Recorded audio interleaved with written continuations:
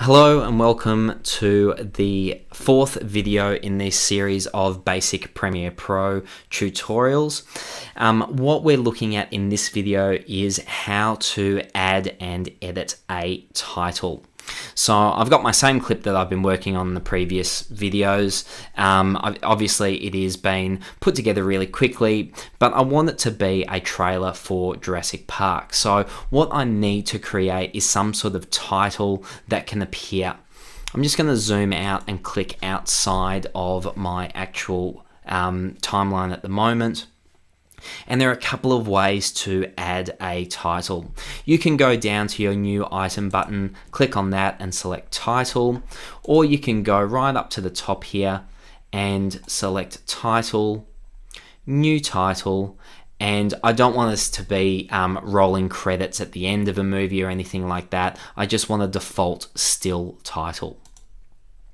When you select that, it asks you the size of the title and some other things. Now, automatically that will be the same size as the clip that's in your timeline, so I just leave those settings alone. The only thing that I change here is the name of it. So for me, because I am making a trailer for Jurassic Park, I'm just going to call it very original Jurassic Park title, and then I'll hit OK, and then this next window pops up.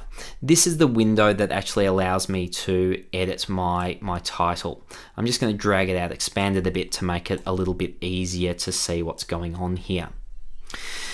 So to create a new title in this window, it works very much like adding anything to Photoshop if you've worked with titles or the text tool in Photoshop before. So here you can see it's automatically selected the type tool. If I create a little box, it allows me to type into it. So again, I'm just going to create the title, and you've got all the options that you would expect in any title or text editor. So we can select all of these text and center it. I can also change the font, and I've got a whole bunch of options here. If you are adding new fonts, perhaps from dafont.com or anywhere else that you source fonts and install them to your computer, it will appear here as well. So we're just going to grab a very basic font. I've got options over here on the right to change the color. So if I want kind of that classic Jurassic Park yellowy type color, it's probably going to look terrible, but there it is. I can also change the size. This is actually really handy. I can either click in here and type a new size. So perhaps I want a little bit bigger, 120, and hit enter. Then it changes that. The other thing that's really cool, anything that's blue, if I hover my cursor over, it changes here. And if I click and drag right, I can slowly make it larger, and left slowly make it smaller. So I can actually forget about the exact numbers and just go by what my eye says. Now you can see that when we get beyond that box, the second part of the text actually moves down, and my box itself is not big enough to display all of it. But if I just change to my regular selection tool, hover over, I can actually expand that text box and make it as big as I want. The other handy thing is I've got these little guidelines, so I can perfectly center it. I can move it wherever I want, but for now I'm just going to have it sort of I might just put it dead set central. The other things that we can change in this, so we can manipulate what's called the leading and kerning. So the kerning is the space between letters, so we can have it sort of feel a little bit claustrophobic or a little bit more epic by dragging that out.